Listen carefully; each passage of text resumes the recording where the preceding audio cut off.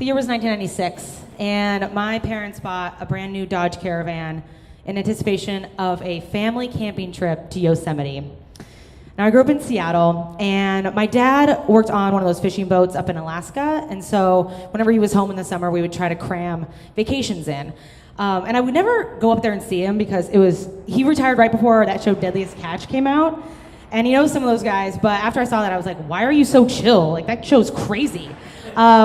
But they didn't have, take your kid to Deadliest Catch Day, so I never went. And my mom had just gotten one of those first model cell phones, and it was the coolest thing I'd ever seen. It was like the Zach Morris one with the antenna and the flip. Remember that first one in '96?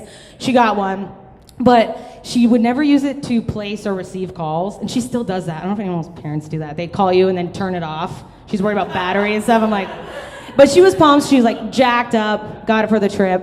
We're gonna go. And so my three younger sisters and I, Julie, Ann, and Zoe, we all get in the car and we head down to Yosemite. And we're driving through California, and there's a stretch of desert, and the van gave out. It started overheating and smoking. And so my dad pulls over to the side, and my mom pops open the cooler in the back to find water, but all we had in there were like Capri Suns and Gushers and like Kool-Aid and stuff like that. And so my dad's like pouring Talking Raid seltzer and Gushers, and no, not Gushers, Squeeze-Its. That's what it is, Squeeze-Its. On the engine. It starts working again, we're fine. And so we get to Yosemite, miraculously, and it's beautiful. I don't know if you guys have been there before. It's so scenic, it's hot out and gorgeous. And so my sisters and I head down and play in this creek by our campsite. And when we come back up, the ranger is there, and he's talking to my parents, and he's explaining that you have to put all your food in these metal bins and lock them up at night because there's bears. And I was like, I recently just watched every episode of Yogi Bear, so I'm up to speed on how bears are around picnics, And so he takes off, and we set up this huge tent, this 2-room tent with a zipper partition in the middle. And my dad has this tiny axe, and he cuts up some, kindling for the fire. And we put all the coolers in the bin, the bear bin, and roast hot dogs. And it's so nice. Like, I love summer. Like, it's the best time when you're a child. No phones, nothing going on. So we're roasting hot dogs, and then the ranger comes back, and he's like, hey, there's a rattlesnake in the outhouse, so you can't use it. And we're like, what? And so, but that was fine. It's the 90s. And so we were just like peeing in bushes around the campsite, like in pitch black, whatever. And so, but that's still to this day, every time I go in a porta potty, I like look in the hole, hoping I don't see a rattler in there. Ugh, so unnerving. And so we hop in the tent, and my parents are on one side, and we're on the other. And we're playing Uno by flashlight. And I hear my dad start snoring on the other side. And I had this, and I brought in a box of Gushers, because I love Gushers, they're like crack. And so we're eating Gushers, playing Uno, I'm loving life. And I had this real feeling of like, this is like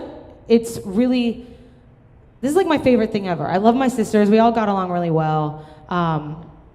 And for some reason, I didn't have to worry about, school or my first crush, Matteo Gorgiulio. Like, none of that stuff mattered, like, except eating Gushers in the woods, and peeing outside. Who cares?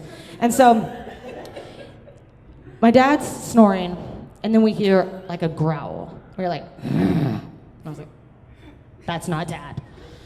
And so I like stop crunching my Gusher packet, and we hear again, and then you can kind of hear like a thud, like on metal, and we're like, fuck, bears. And so my dad stops snoring, and then we open up the little partition, and my mom's on the brand new cell phone. I think first call ever placed was to 911 in the middle of Yosemite Park. And she calls 911, and my dad's like, okay. So he's like, he grabs this tiny axe, because he doesn't have a gun. Like, he fights creatures with fins and tiny claws, not teeth and big claws, like he doesn't know what to do. And so he's waiting there, and he peels open the zipper and sees a giant black bear right outside our tent by the food bin. And he's like pawing at it, and you can hear, and he's like grunting, trying to get in. And I've never seen my parents that scared, before or since. And so that freaked me out, because I was like, oh my gosh, like shit's getting real. Yogi Bear is, PG compared to what the real thing is like. And so my dad gets his shoes on, and then we hear, like, there's the bear stops. We can't hear anything. And then all of a sudden we hear like the bushes rustling around by the other side of the tent, and I'm just like, oh my God. And so my dad comes over to our side, and all my sisters are smaller than me. Most of them still are, except for Zoe. She's the big one. She's our Chloe, you know? Every family has one. She's our Chloe. And so we're waiting there behind him. And then my mom looks over, and she sees me holding this box of gushers.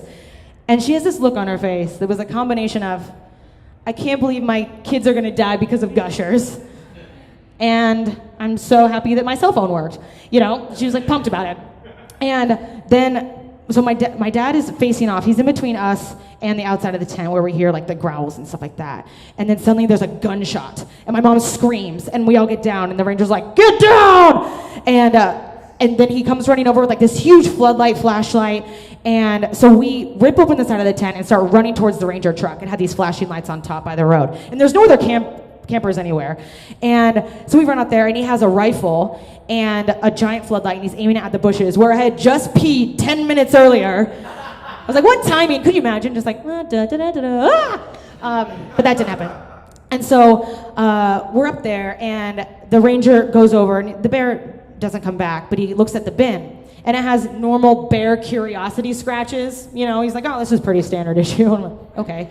And then my mom's just gushing because she's so pumped that the cell phone worked. And she still does that to this day. Like in times of crisis, she will find something to be very proud of herself about, no matter what. And love you, Nance. She's here. No, she's not. And so,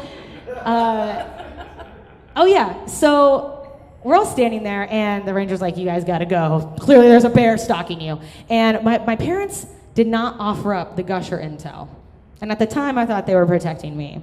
But now I realize they were protecting themselves, because they're the ones who got the speech about the bear that's putting the stuff in the bin, you know? And so we pack everything up in the van, take the tent down. And where do my parents take us from there? Las Vegas, Nevada. We check into the MGM Grand Hotel for the first time ever, and I was like, why did we come here in the first place? This place is amazing. And so this was in the 90s too, where they're like, we're like sex predators. So we went off to the, there's like an amusement park there, and my parents just played blackjack for like 5 straight days. And I would too if my family was got eaten. I'd be like, let's gamble, you know, our luck's good. And we would go to Las Vegas then, every single summer, and stay at the MGM Grand until Zoe graduated from high school. And we have never been back to Yosemite National Park. Thank you.